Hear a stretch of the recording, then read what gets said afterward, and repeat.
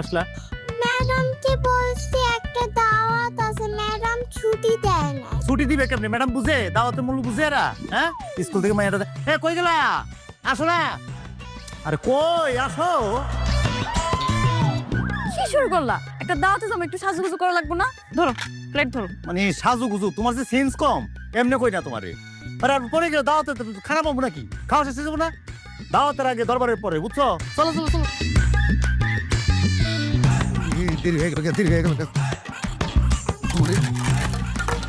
ছাতার মাথা তাড়াতাড়ি তুলো। আরো দেরি করো তোমরা, মানে মেজাজটা খারাপ হয়। রমজান ভাই, কি বউ বাচ্চা কই যেতেছো?